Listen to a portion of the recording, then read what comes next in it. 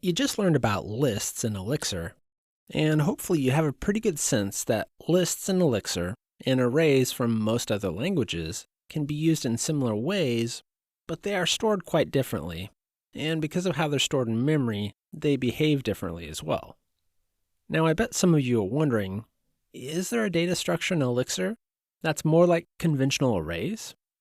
Well, to answer that, I'll say yes, sort of, but not really. Here's what I mean. There is a data type in Elixir called Tuples, which on the surface might seem like arrays.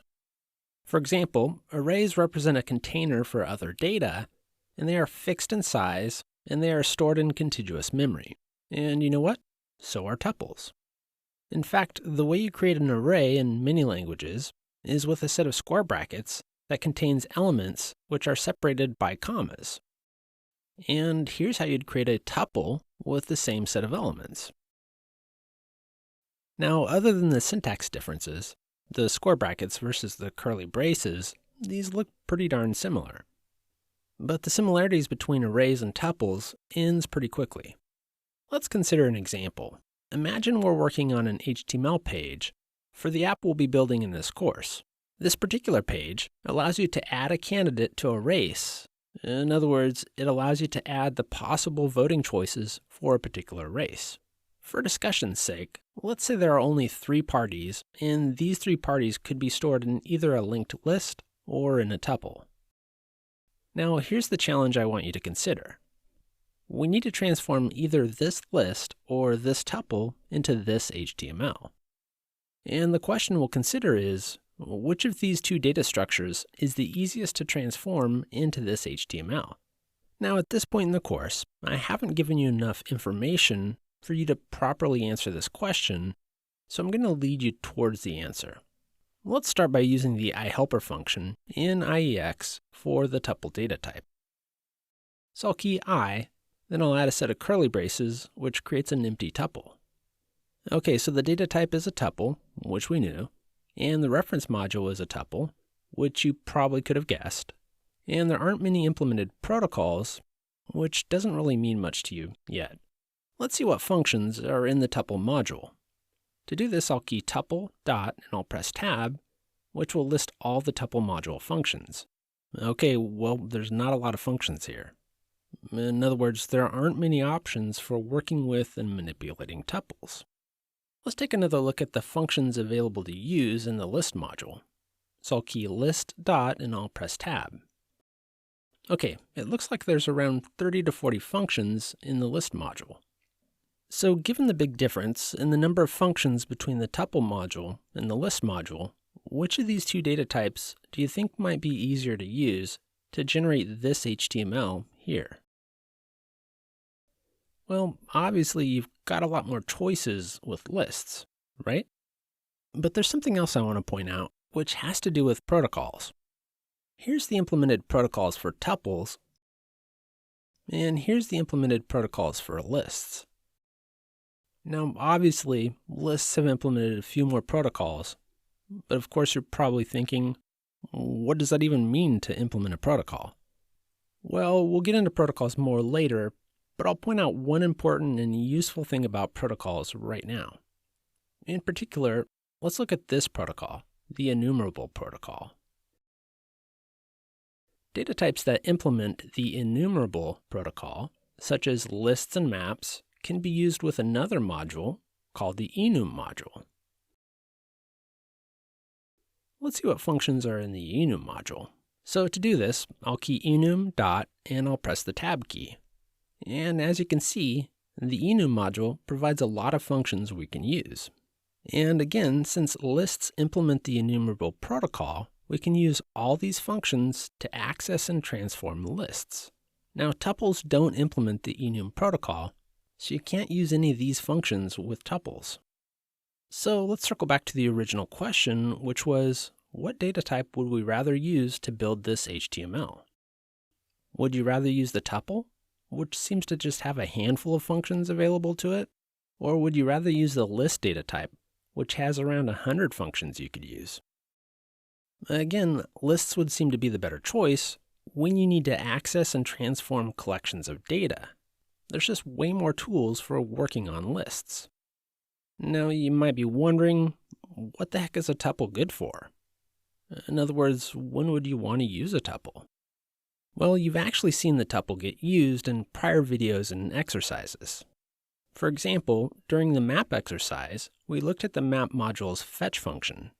In fact, let's use the fetch function real quick just to get a reminder of how to use it and what it returns.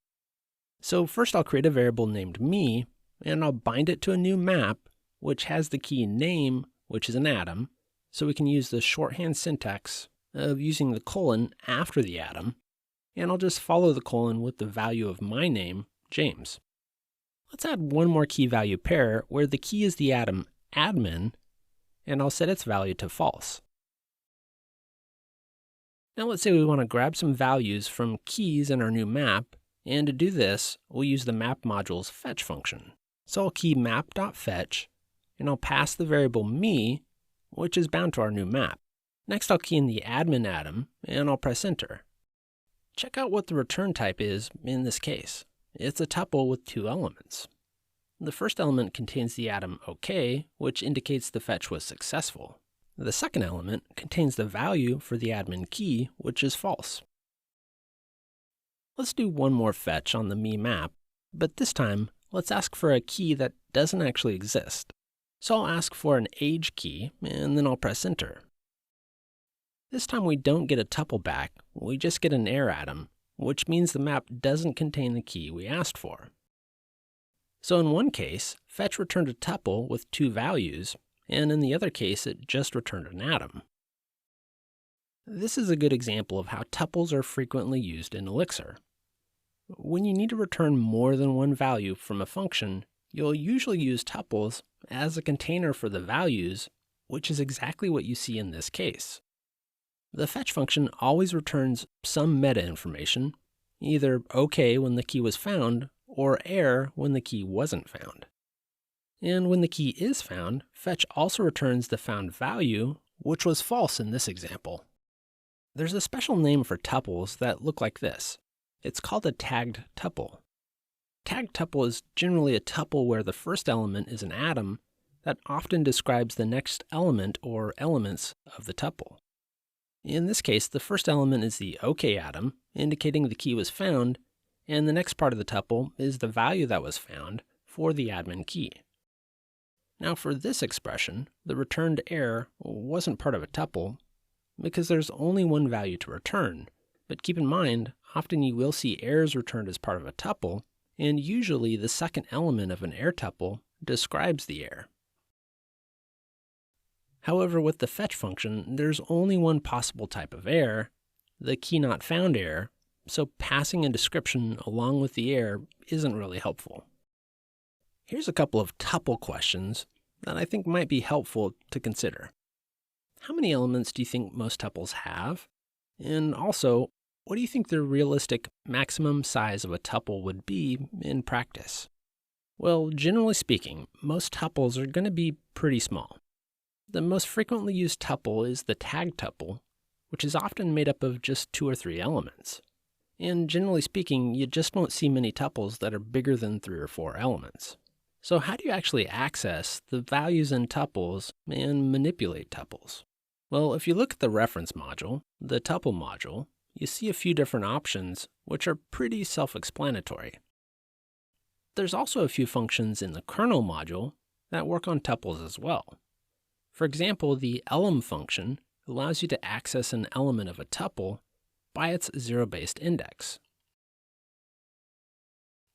And the putElem function allows you to replace or update an element in a tuple. Now, keep in mind, tuples are immutable, just like everything else in Elixir. So when you use the putElem function, it's not really replacing the value of an element, it's creating a copy of the original tuple, and at the same time, replacing one of the old element's values with a new value, which can be relatively expensive if the tuple is large. There's another very common way of interacting with tuples using something called pattern matching, which is a really important concept in Elixir. but we're not quite ready to dive into pattern matching just yet. However, I want you to be aware that one of the most common ways of working with tuples is pattern matching, which we'll cover in upcoming videos.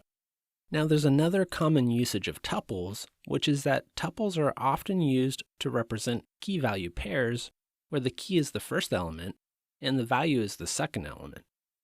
We'll talk more about key value tuples in the next video, where you'll learn about a special kind of a list called a keyword list.